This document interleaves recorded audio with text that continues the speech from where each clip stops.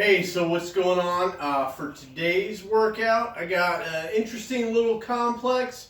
There are 4 moves to the front and 4 moves to the back. They are all single-sided or unilateral movements. So we're going to have to do all of them twice, once on each side.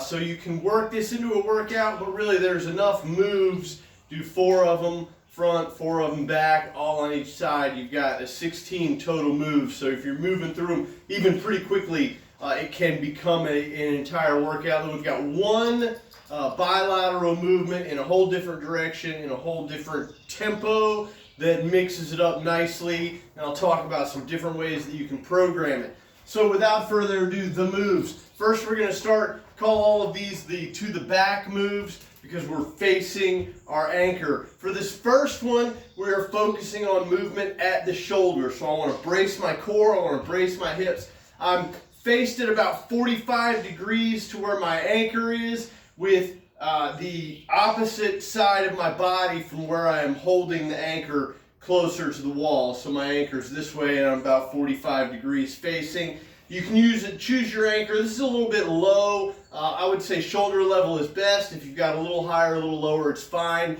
It's going to be kind of different variations on the same as far as stabilization. So this first movement, as I said, totally shoulder movement. So I want to lock my hips. I want to lock my core. I'm going to bring it out and I'm going to get the right amount of band here. And I am just moving at the shoulder. So this is like a reverse shoulder fly. I've got this scapular retraction going, and I'm squeezing the core, squeezing the butt. I think you'll be surprised as these reps pile up how activated your legs, your butt, your core have to be for you to move this band and isolate all of the movement at your shoulder.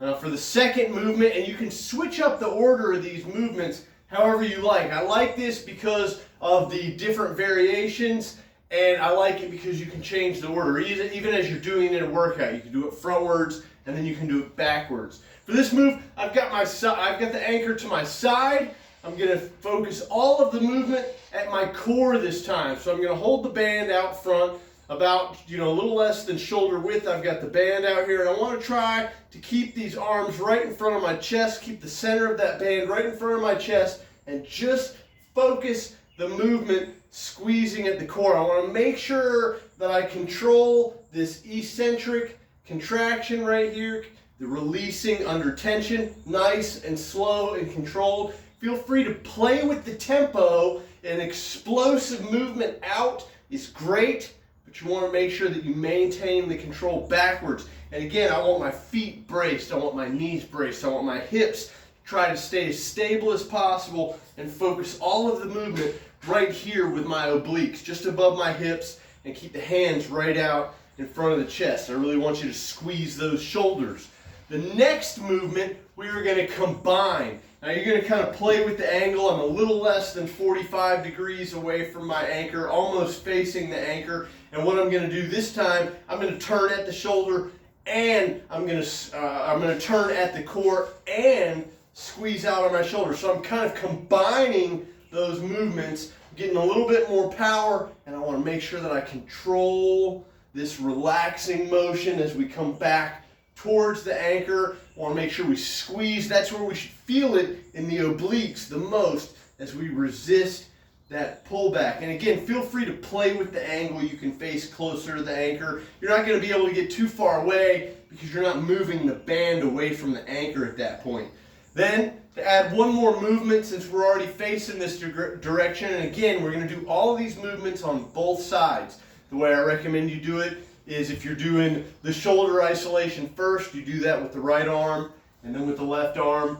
Then you do your core rotation, one side and then the other, and then do the core and shoulder rotation on each side. So switch back and forth that way. That way you're giving your body a little time to rest as you go back and forth.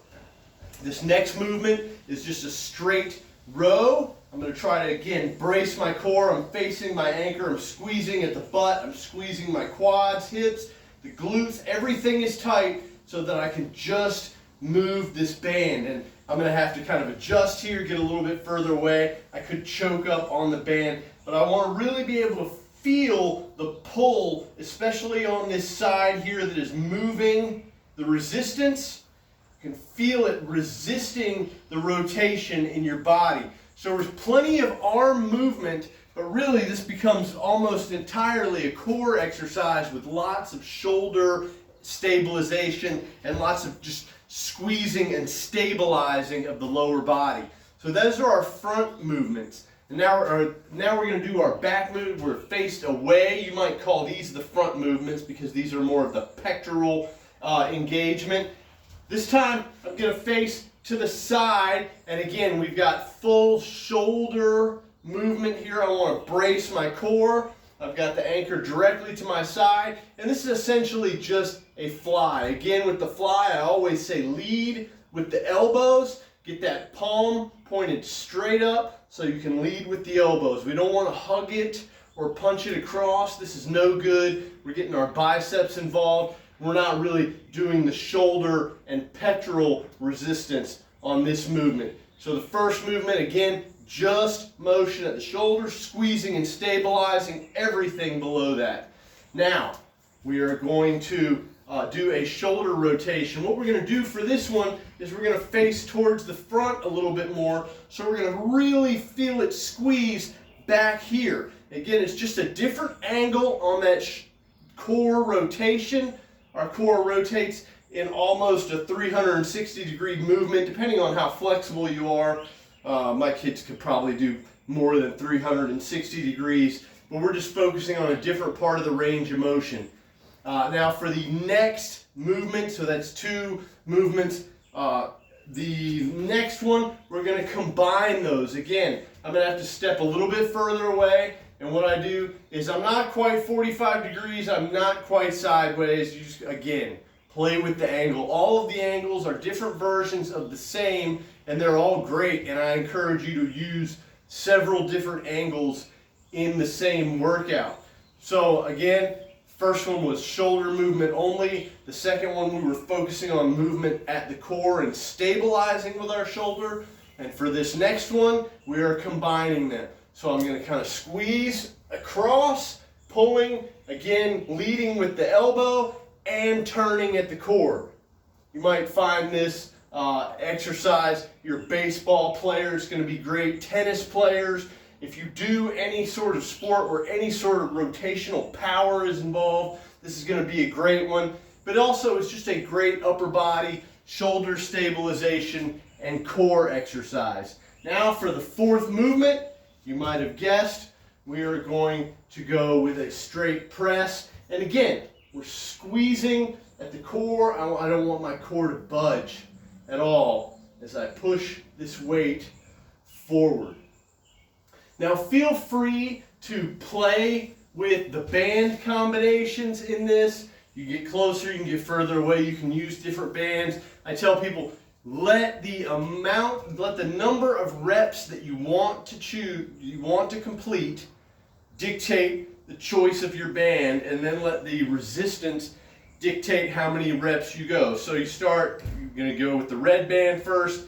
You're aiming for 16 reps, but after 12 you feel like you're kind of losing, you're not getting that good form anymore. That's fine. The next time, grab a different band, get a little bit closer, get a little bit further away so that you can adjust. And all of these rep ranges are great. You know, we don't want you down in the 5 to 6 rep range where none of us are probably trying to really get that max strength, bulking, rep range. And if you're going to go over 20, you need to make it a little tougher on yourself. You're really kind of getting into conditioning a little bit, but there's nothing wrong with that. All of those rep ranges are just fine. So play with those, play with the tempos, play with the angles. So those are the 8 moves that are unilateral. There's a shoulder only movement. There's a core only movement. Then there's a combined shoulder and core rotation. And then we had the press and the row. We're going to do all of them on each side. So it's 16 movements total.